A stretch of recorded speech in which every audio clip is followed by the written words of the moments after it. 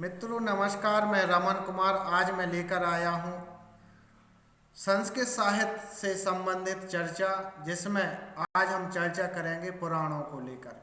तो प्रतियोगी परीक्षा में जो पुराणों के बारे में जो प्रश्न पूछे जाते हैं, तो उनका अध्ययन करने से पहले हमें कुछ सामान्य चर्चा कर लेनी चाहिए, ताकि हम अच्छी तरह से उनका अध्ययन कर सकें। तो आइए पुराणों के बारे में जानते हैं। जिस प्रकार वैदिक धर्म का आधार वेद है, उसी प्रकार उत्तरकालीन हिंदू धर्म वैष्णव शैव जो हिंदू धर्म है, उनका आधार पुराण है। पुराण का अर्थ प्राचीन वर्णन या आख्यान है। पुराण का अर्थ होता है प्राचीन वर्णन या आख्यान। पुराणों में वैदिक गाथाओं का व्याख्यान किया गया है। प्राचीन घटनाओं के विस्तृत वर्णन पुराण के नाम से विख्यात हुए हैं। पुराणों ने अपना स्वरूप तीसरी शताब्दी ईसा पूर्व में ही लेना आरंभ कर दिया था। पुराणों का जो वर्ण विषय है वो अत्यंत व्यापक है। प्राचीन घटनाओं तथा अन्य विभिन्न विषयों का इनमें अतिशयोक्तिपूर्ण तथा कल्पना से भरपूर वर्णन किया गया है। ये अलंकार शैली में है, किंतु सरल संस्कृत भाषा में लिखी गई। तो अलंकारिक शैली में पुराणों का वर्णन मिलता है।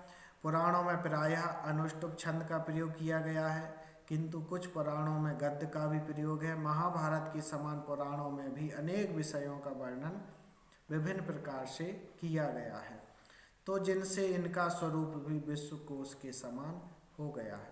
तो इस तरह से पुराण अलंकारिक शैली में लिखे गए हैं। तो फिर अब अगला हम चैप्टर लेकर आते हैं कि पुराणों में सामान्य 5 विषयों का वर्णन मिलता है। तो पुराणों में सामान्यतः 5 विषयों को लेकर वर्णन है। पहला है संसार की सृष्टि, दूसरा है प्रलय के बाद पुनः सृष्टि, तीसरा राजाओं ऋषियों के वंशों का वर्णन, चौथा संसार का काल विभाग और प्रत्येक काल की महत्वपूर्ण घटनाओं का वर्णन, और पांचवा कलयुग के प्रतापी राजाओं के कार्यों का वर्णन। तो उस पुराणों के संबंध में एक श्लोक बहुत प्रसिद्ध है। यह श्लोक है सर्गश्च प्रतिसर्गश्च वंशो मन्वन्तराणि च वंशानुचरितम चैव पुराणम पंचलक्षणम। तो पुराणों के 5 लक्षण इस श्लोक में बताए गए हैं। तो यह विषय वस्तु सभी पुराणों में प्राप्त नहीं होती है। इनकी अतिरिक्त वर्णाश्रम, धर्म, कर्मकांड, भूगोल वर्णन, व्रत, तीर्थ, नदी, देवता इत्यादि का इनके महात्म्य का भी वर्णन पुराणों में मिलता है। इन वर्णनों में अतिशयोक्ति की अधिकता है। पुराणों की शैली इतनी लोकप्रिय हुई कि वैदिक धर्म के अतिरिक्त जैन और बौद्ध धर्म के अनुयायियों ने भी इस शैली में रुचि ली और अपने पुराणों का भी विकास किया। सामान्य रूप से सभी पुराणों का रचयिता महर्षि व्यास को माना गया है, किंतु अपनी शैली तथा विषय वस्तु के कारण इनकी रचना विभिन्न युगों में होती रही है। अधिकांश पुराण गुप्त काल में संकलित हुए, जब वर्णाश्रम धर्म पूर्ण उत्कर्ष पर था। पुराणों की संख्या 18 है। इसके अतिरिक्त 18 उप पुराण भी हैं। तो पुराणों की संख्या 18 है और उप पुराण भी 18 है। तो पुराणों को विषय वस्तु तथा देवता के आधार पर 3 भागों में बांटा गया है। तदनुसार ब्रह्मा, विष्णु और शिव से संबंधित 6 पुराण हैं। इनका वर्गीकरण सत्व, रजस और तमस इन तीनों गुणों के आधार पर किया गया है। तो इनका वर्णन आइए जानते हैं। विष्णु से संबंध जो पुराण हैं उनको सात्विक पुराण भी कहते हैं। तो सात्विक पुराण या भगवान विष्णु से संबंधित पुराण कौन कौन से हैं? पहला विष्णु पुराण, दूसरा है भागवत पुराण, तीसरा है नारद पुराण, चौथा है गरुड़ पुराण और पांचवा पद्म पुराण और छठवां वराह पुराण। ये विष्णु से संबंधित या सात्विक पुराण कहा गया है। दूसरा भाग है राजस पुराण, ब्रह्मा से संबंध है। राजस पुराण, तो रजस से मतलब हो गया ब्रह्मा से संबंध है, तो ये पुराण है ब्रह्म पुराण, दूसरा ब्रह्मांड पुराण, तीसरा ब्रह्म वैवर्त पुराण, चौथा मार्कंडेय पुराण, पांचवा भविष्य पुराण और छठवां वामन पुराण। इसके बाद शिव से संबंधित पुराण, इनको तामस पुराण भी कहा गया है। पहला शिव पुराण, दूसरा लिंग पुराण, तीसरा स्कंद पुराण, चौथा अग्नि पुराण, पांचवा मत्स्य पुराण और छठवां कूर्म पुराण। तो इस तरह से 6 पुराण 3 भाग में बांटने से ये 18 पुराण हो गए। सत्व, रजस और तमस, इन 3 गुणों के आधार पर ये पुराणों का विभाजन किया गया है।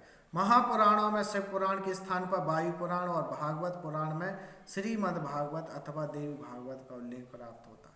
पुराणों की नाम गणना का संकेत इस श्लोक में मिलता है। तो इस तरह से पुराण कितने हैं, इनकी नाम गणना का संकेत इस श्लोक में किया गया है। ये श्लोक है माँ द्वयम भाद्वयम चैव विरत्रयम वा चतुष्टयम अनापलिंग कूशकानी पुराणानी पृथक पृथक। तो इसका अर्थ होता है माँ द्वयम, माँ से 2, कौन कौन, मत्स्य और मार्कंडे। तो ये माँ मकार से 2 हो गए, मत्स्य और मार्कंडे। भाद्वयम, भा से 2 हो गए, भविष्य और भागवत पुराण। विरात्रियम, विरा से 3, ब्रह्म पुराण, ब्रह्मांड पुराण और ब्रह्म वैवर्त पुराण। वा चतुष्टयम, वा से 4, विष्णु, वराह, वामन, वायु। अनापलिंग कूशकानी तथा आ से अग्नि और ना से नारद, पा से पद्म और लिंग ला से लिंग पुराण और गारुण पुराण और कू से कूर्म पुराण और एकानी यानी 1 से स्कंद पुराण। तो अनाप लिंग कूशकानी, तो इस तरह से ये पृथक पृथक 18 पुराणों का यहाँ पर वर्णन किया गया है। इसके बाद उप पुराणों के नामों के विषय में भी मतभेद है। कुछ मुख्य उप पुराण हैं जैसे नरसिंह पुराण, नारद, कालिका, साम, पराशर, सूर्य इत्यादि। रामायण महाभारत के समान पुराण भी परवर्ती कवियों के लिए उपजीव काव्य रहे हैं। तो आइए जानते हैं पुराणों का ऐतिहासिक और सांस्कृतिक क्या मूल्य है। पुराणों का ऐतिहासिक और सांस्कृतिक बहुत महत्व है। प्राचीन भारत के राजनीतिक, सांस्कृतिक, भौगोलिक ज्ञान के लिए पुराण समर्थ आधार है। कल्पना और अलंकृत वर्णनों की गहराई में जाकर देखें तो प्राचीन भारत का इतिहास इनमें स्पष्ट दिखाई देता है। पॉर्जीटर नामक विदेशी विद्वान ने पुराणों के गंभीर अनुशीलन से भारतीय राजाओं की वंशावलियां प्रस्तुत की थी और उनका ऐतिहासिक महत्व सूचित किया। तो विभिन्न तीर्थों का महत्व बतलाकर तीर्थ यात्रा के प्रति सामान्य जनता प्रेरित करके राष्ट्रीय एकता निर्माण वही पुराणों की समर्थ भूमिका रही है। पुराणकारों ने सामान्य जनता के लिए ज्ञान विज्ञान की पूरी सामग्री संकलित तथा पुराणों के पाठ और श्रवण का महत्व बताकर अनौपचारिक शिक्षा की दृढ़ व्यवस्था की है। तो इस तरह से मैंने पुराणों के बारे में यह चर्चा की। तो रामायण महाभारत पुराण, रामायण महाभारत की चर्चा पिछले वीडियो में की थी। अगले वीडियो में हम फिर महाकाव्य को लेकर आएंगे। तब तक हमारे साथ बने रहें। तो यह चर्चा हम अपना जो अध्ययन है उसके करने से पूर्व सामान्य ज्ञान की यह चर्चा कर रहे हैं, जिससे आपको अवश्य लाभ होगा।